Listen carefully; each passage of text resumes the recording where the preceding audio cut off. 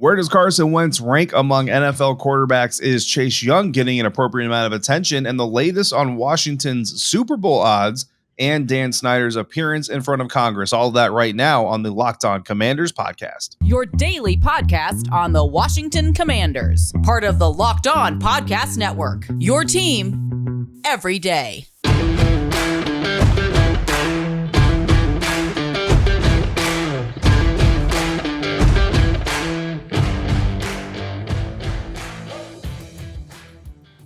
Welcome in, Commanders fans, to the Locked On Commanders podcast, part of the Locked On Podcast Network, your team every day. We are your daily podcast covering the Washington Commanders, and we are free and available on all platforms, including YouTube and the WUSA 9 Plus app. Your CBS affiliate in Washington, D.C. has a new streaming app that is a game changer for local news and sports in the DMV. Just download the WUSA 9 Plus app now for your Roku or Amazon Fire TV stick. We thank you for making us your first listen or your first view of the day. I'm David Harrison, covering your Commanders for Sports Illustrated's Fan Nation. My co-host Chris Russell, the Rooster, one half of the Russell and Medhurst show on the Team 980, coming to you today from the Team 980 studios, where Chris and Pete just got done. Well, a little while ago, actually, got done doing their show, but Chris had some other business to attend to. Of course, the Medhurst and Russell and Medhurst show, rather, you can find Monday through Friday live, 9 a.m. to noon Eastern time, or you can find it anytime along with this show on the Audacy app. When we're not there or here, we're on Twitter at DHarrison82, at WrestleMania621, and at LO Commanders. All right, David, thank you very much, and welcome in, everybody. Of course, we thank you for making us your first listen and your first view if you're watching on YouTube of the day. And David, we get started with this. ESPN is doing a series of positional rankings. I'm sure most football fans have heard some scuttlebutt, if you will, about that. We're going to be getting more into the offense and the defense next week when we return to our normal schedule. But today we're going to isolate it to the quarterbacks. And they did a top 10 quarterback ranking based on, as they said, votes, and a top 10 vote of 50 coaches, GMs, scouts, personnel executives, and consultation with ESPN film analyst Matt Bowen. And then they did hundreds of hours of tape and interviews and all this stuff to come up with their top 10. And probably to no surprise, at least not to mine, Carson Wentz was not on that top 10. Now, did he make the honorable mention? We'll tackle that in a second. But David, would you join me in saying Carson Wentz not top 10 in the NFL based on this ranking? Not a surprise, or are you mildly surprised by that? Not a surprise, because as a lot of our listeners and viewers know, I also cover the Tampa Bay Buccaneers, and when this list dropped for the quarterback group, I went into it saying, okay, I'm going to go write something for BucksGameDay.com over there for Sports Illustrated on where Tom Brady ranked. Not in my mind was writing something on where Carson Wentz ranked, because again, you know, this is a quarterback who, like it or not, the last two locations he's been at, he has been unceremoniously shipped out from that franchise, deserve it or not, whether it's based on player personality or not, all of those things. That's just the facts, and the national narrative on him is what it is. The national narrative on the Washington Commanders is what it is. Until they get on the field and prove otherwise, it's going to stay that way, and that's what they have to kind of deal with. So, you know, not surprised that Carson Wentz was not in the top 10, but was interested to see if he did make the honorable mentions list or if he got any votes from the coaches, execs, and scouts that were ranking these players. Right. And that's the interesting part for me. Not that he didn't make the top 10. Again, both of us agree that that is fair. Honorable mention, Dak Prescott was the last quarterback ranked, cumulatively ranked at number 10. Some people certainly had an issue with that. And most people argued that it should be Lamar Jackson, who was the first honorable mention. And he was joined by Kyler Murray of the Arizona Cardinals, Derek Carr of the Las Vegas Raiders, and Kirk Cousins, who was labeled as quote unquote receiving votes, as you mentioned. So my question is, if you add those four guys, Lamar, Kyler Murray, Derek Carr, Kirk Cousins, to this polling, right, that can't be any higher than 15th. The question is he lower? And would you put him lower than 15th if you were in charge of this list? I feel like he's about 12 to 15 in my book. You know, I'd have to go through the entire list of NFL quarterbacks, which maybe we will do it sometime, but we're not doing it today. Lamar Jackson, you know, Lamar is very interesting because, and I always say this about every player, and Joe Burrow is kind of the next one I think up. Whenever a player, especially quarterback, has a really explosive season, and you really kind of just see them just burst on the scene and give defensive coordinators fits and all that stuff, these D coordinators, they go back and they study that film all off season long, and they evaluate everything, whether or not he always looks left pre-snap before a pass play, whether or not he always looks right before a draw play. Like, they break down everything. And after Lamar Jackson's MVP season, you kind of saw him come back down to earth a little bit because D coordinators now have a full season of tape on your tendencies, your behavior, your ability, your limitations, everything. And then you go back to the Miami Dolphins game last year where the Dolphins basically just blitzed everybody every down and said, good luck, Lamar, run away from 11 guys. And oh, by the way, you're not going to have time to set and throw. And it worked.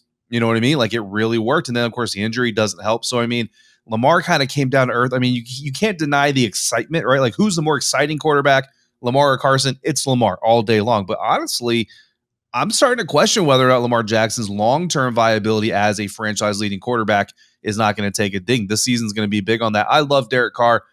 You know, look, truth be told, if I could tell the Washington Commanders to trade for Derek Carr or trade for Carson Wentz, we went over this in the offseason, I would have gone with Derek Carr. I'll take Carson Wentz over Kyler Murray and Kirk Cousins every day, twice on Sundays, 3 times on Thursday Night Football, to be honest with you. All right, that's a strong opinion. I like that. Now, I'm with you on Lamar Jackson. I want to say I've been kind of the leader in the clubhouse on this. I've never thought he was a good passing quarterback. You mentioned the Miami game. You're absolutely right. I don't think his mobility is ever going to truly be the same or truly be the same moving forward. I don't think the Ravens feel that way as well. That being said, this isn't necessarily about Lamar Jackson, but I'm with you also on Derek Carr. I would take Derek Carr as my first honorable mention, right? Ahead of Kyler Murray, ahead of Kirk Cousins, who again is kind of listed as receiving votes, ahead of Lamar Jackson. Now, that being said, here's where we are going to differ. I would not put Carson Wentz ahead of right now. I would not certainly put him ahead of Kirk Cousins. I would not put him begrudgingly ahead of Kyler Murray and or Lamar Jackson, because I think both of those guys are maybe a little bit more durable and healthy, have had more recent success. Lamar doesn't have a great playoff record, but he was really good in the one playoff win that they had. So I would probably lean towards again, putting Carson Wentz no higher than 15th, whether I would put somebody at 15 and move him lower, 16 to 18 range. I have to think more about that. I could make a convincing argument probably. That being said, I don't think I put him ahead of Lamar. I don't put him ahead of Kyler Murray. I don't put him ahead of Kirk Cousins. I know people hate Kirk Cousins. Maybe I'm biased. Maybe it's because I like the guy. I covered the guy. I got to know the guy. I covered him from the day he was a rookie here. I know he hasn't won enough big games, David, but you don't win games alone as a quarterback. And Kirk Cousins, maybe he's a stat compiler, but man, when you give him the opportunity to throw, Kirk Cousins usually gets the job done, at least, or puts his team in a position. Losses are sometimes based on much, much, much more than just the quarterback. And the quarterback gets a lot of the credit and some of the blame. And maybe that's why Carson Wentz's evaluation is a little bit lower or higher, depending on how you view him. Absolutely. No. Yeah. I mean, all valid points. And I will be the first one to admit right here, right now, I don't like Kyler Murray. So I'm with you on that. I'm with you on that. I think he's very, very, very immature.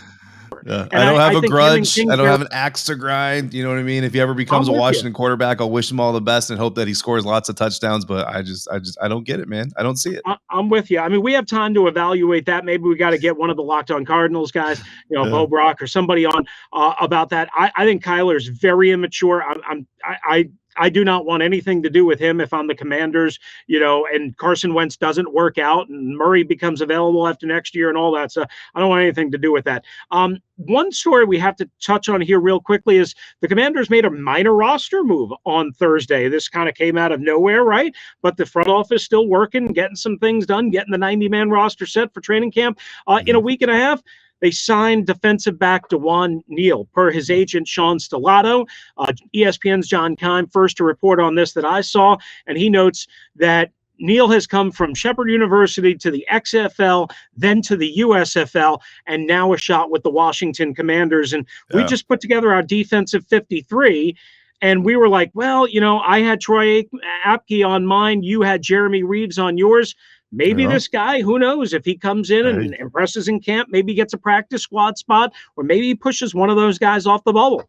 Yeah, I mean, hey, look, he's a grinder regardless. And I mean, if you're the average fan out there, if you're not sitting up in the owner's box and all that stuff, you're probably a rooter or a fan. You're going to root for the grinders, and Neal is certainly one of those guys. So someone to watch in training camp, if for nothing else, just to see if he can continue to grind his way up the football ladder. But we've got some more takes on some other grinders. Chase Young, I mean, he earned his way to the National Football League, granted with much more fanfare than Neal has, you know what I mean? But he's still ground his way, I guess, to the National Football League. We'll talk about him, and we'll hear from Todd in Utah. We promised we would play his voicemail Monday.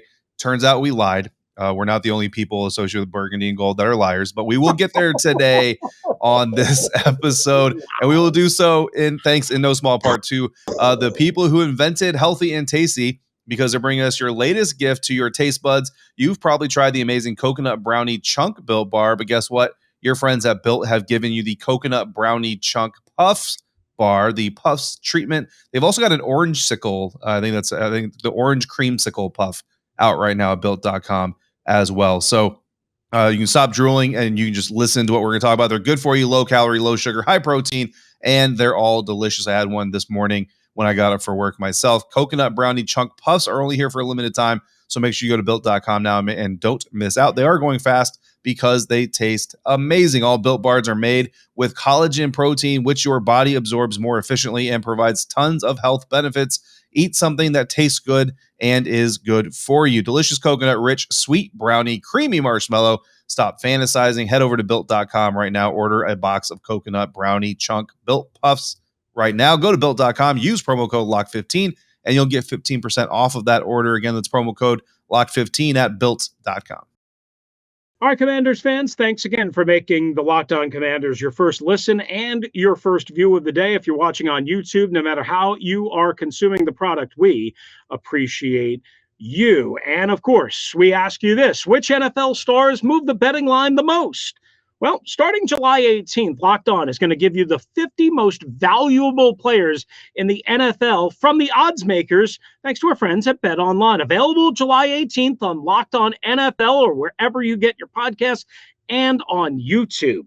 All right, let's do this. As you mentioned, David, been promising our buddy Todd in Utah weighing in on Chase Young as he enters year 3, a very pivotal year 3. We'll get to some Super Bowl exact matchup odds in a sec, so stay tuned for that. But Chase Young through the eyes of Todd in Utah. Todd from Utah again.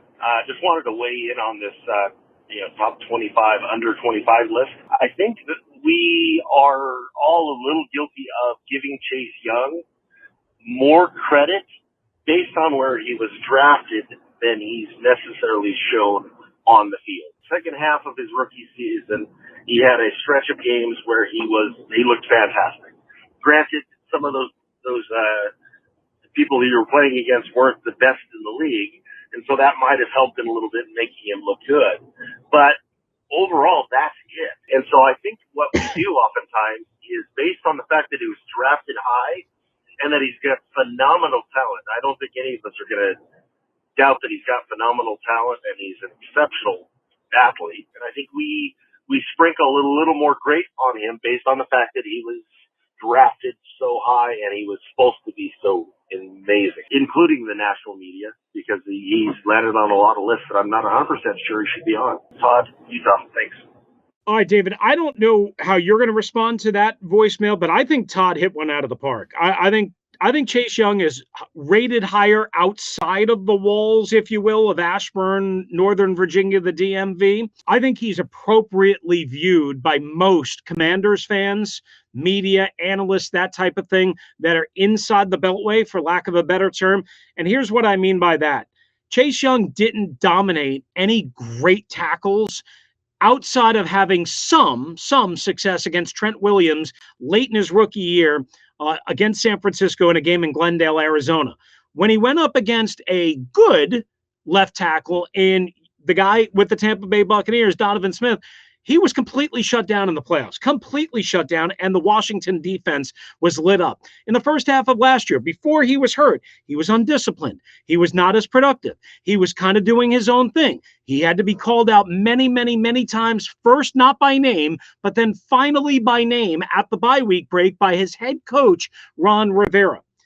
I think Chase Young's perception outside, again, is much greater than it is inside, but I think inside is the reality, and Todd in Utah, I believe, hit one on the head. Yeah, absolutely. And, I almost took a little bit of offense to Todd saying that everybody's giving him a little bit of too much credit based off of where he was drafted. But at the same time, I'm kind of happy because, Chris, I mean, you and I have been accused of our fair share of just being negative for the sake of being negative. So the fact that we're not lumped in with that category, I guess, is a positive. But yeah, I mean, we're not happy with what Chase Young has done, and I don't know anybody, like you said, that closely associated with the Commanders is happy with what Chase Young has done, including Chase Young himself. I think like Chase knows that he's got to do better, that he's got to step it up, he's got to produce better, and as almost counterproductive as it seems, part of him stepping it up and doing better is backing up and playing within your role in the defense instead of trying to save the day on every single snap. So the words are there, right? Chase has kind of acknowledged everything that we're talking about and said that he's, made some mental improvements and all these other things. But once he gets back on the field, we got to see if it translates to the play, because, it's one thing to learn something, understand something mentally and psychologically. And then once you're in the heat of battle, you see if those old habits kind of kick in. Yeah, no doubt about it. All right, moving on from Chase Young, we'll have obviously plenty of time to talk about him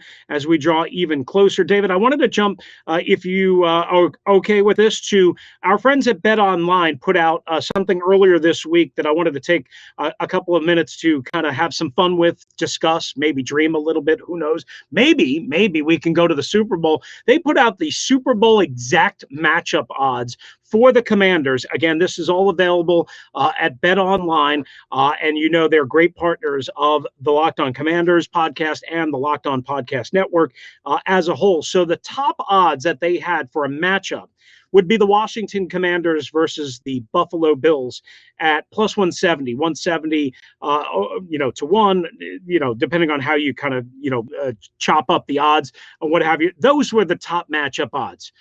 If I asked you, A, could you see that? And B, would you give the Commanders any chance to win a Super Bowl matchup in Glendale, Arizona against Josh Allen and the powerful Bills? You would say? Probably not. Yeah. But you know what? Listen, I say that based off of no solidified analysis, right? Because what have we seen? We've seen early offseason practices, no pads, no contact, things like that. Now, in that environment, this team actually, they look all right. I think they look better than they looked last year from the product. But again, you have to see them in pads. There are some guys who have impressed early. Like you look at Jahan Dotson. He looks fluid in his routes. He's catching everything thrown his way. Him and Carson, they look like they're on the same page. They're in California working out together, and that's all great. The concern about Jahan Dotson, though, and I actually just wrote about this in my 3 receivers to watch in training camp. The concern about Jahan Dotson isn't his ability to catch run routes or, chemistry, possibly. Like his personality is fine. The concern about him is how is he going to stand up to the physicality of the NFL game? We haven't seen that yet. We're only going to start to see it in training camp when the pads come on. And even then, you're still, it's still buddy on buddy. Like, William Jackson might be lined up against Jahan Dotson, but that's still his guy. He's not going to go 100% against Jahan Dotson the way he is, another opposing receiver, and A.J. Brown, for example, with the Philadelphia Eagles. And then the preseason games, maybe you'll see a little bit more.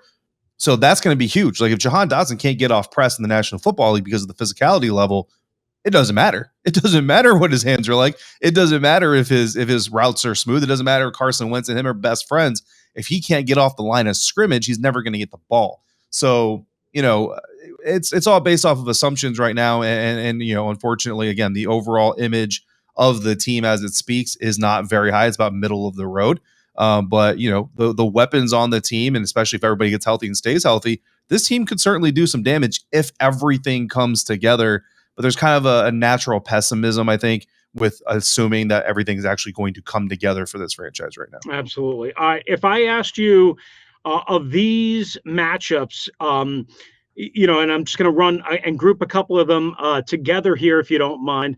If I asked you Commanders Chiefs, 235-1, Commanders Chargers, same, 235-1, Commanders Denver, 325-1, Commanders Bengals, 400-1. Just take those four, okay? Yeah.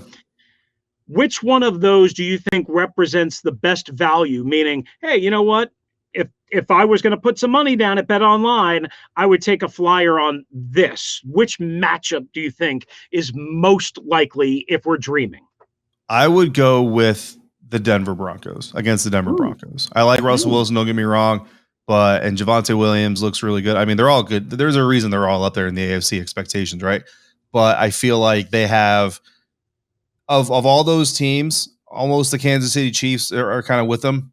I go off of defenses. The Chiefs and the Broncos are the bottom two defenses in that group if all are healthy. So those are the two matchups I want to see because I think this team has enough weapons.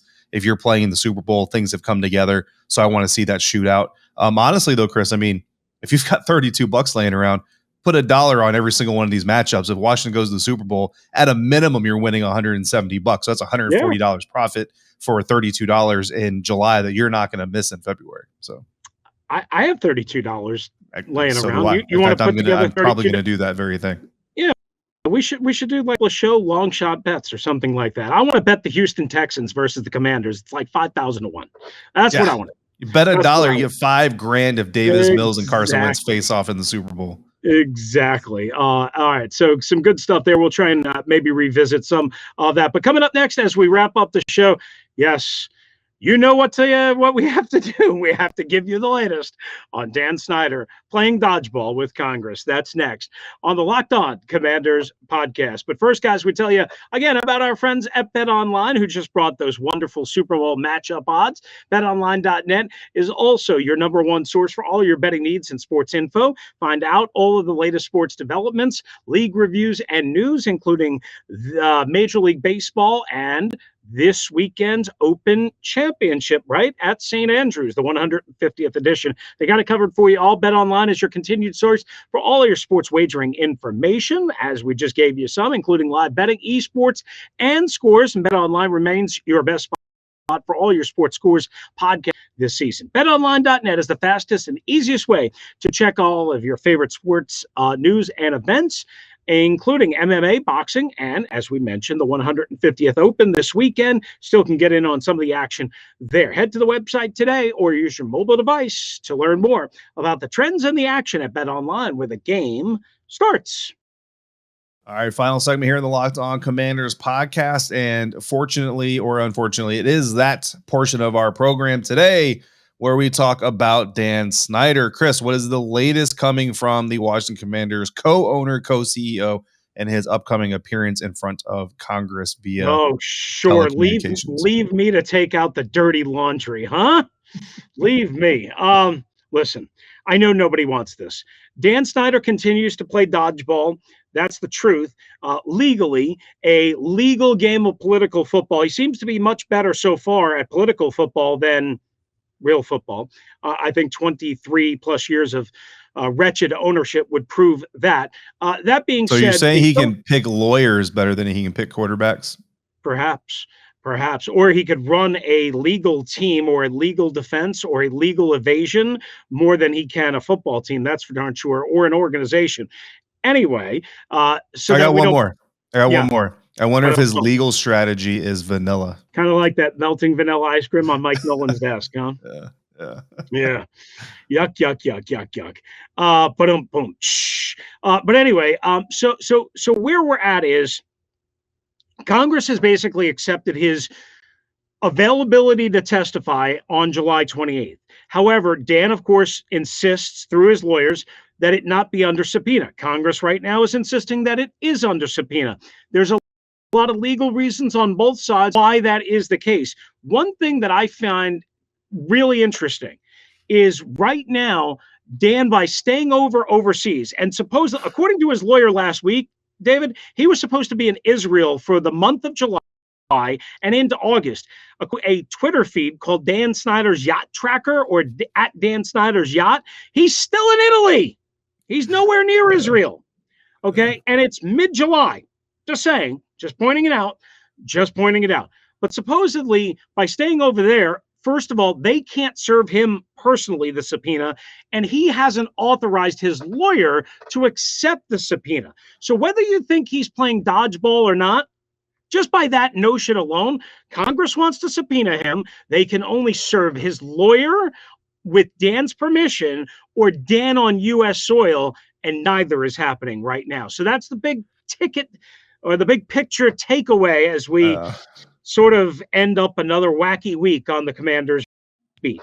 Yeah, I mean, part of the subpoena process, like there's the, I'm not a lawyer, but I've slept at a Holiday Inn Express once. I'm familiar with some of these things, right? Like part of the whole subpoena process, they could potentially, and again, I don't know the left and right limit on what they can do, but they could potentially, they kind of dupe them like, hey, yeah, just accept this subpoena. You're going to testify anyway. This is just a formality. They accept it and boom, they open it. And all of a sudden you will be in the country no later than this day to appear in front of us in person. And all of a sudden now you're roped in. I mean, I just look, this is the ridiculousness of this. We've got an NFL owner who is now, I mean, as literal as we can put it, hiding out of the country to keep himself from having to appear in front of Congress. I mean, it's, when people want to know why did Congress have to get involved, I mean, this is why Congress had to get involved. These are the tactics he's taking with the United States government. Imagine what he was doing against the NFL or to prevent the NFL from doing their job. The NFL doesn't have near the reach that the government does. So again, it's just a little bit insane. But hopefully we're actually going to hear something from him. Hopefully we're going to hear more than I plead the fifth or what have you.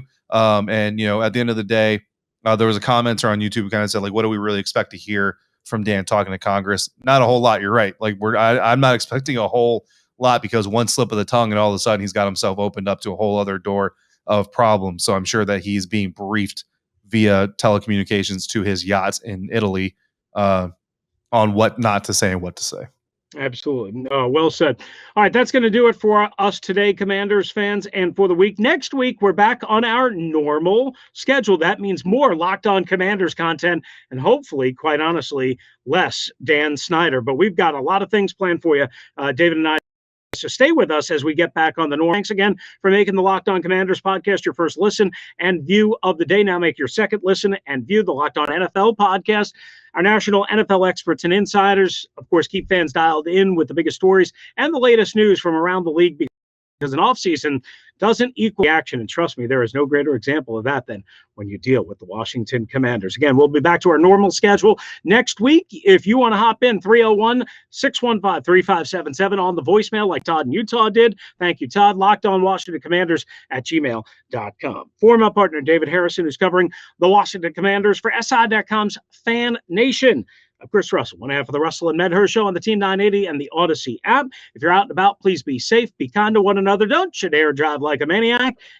And thank you for joining us right here on the Locked On Commanders podcast.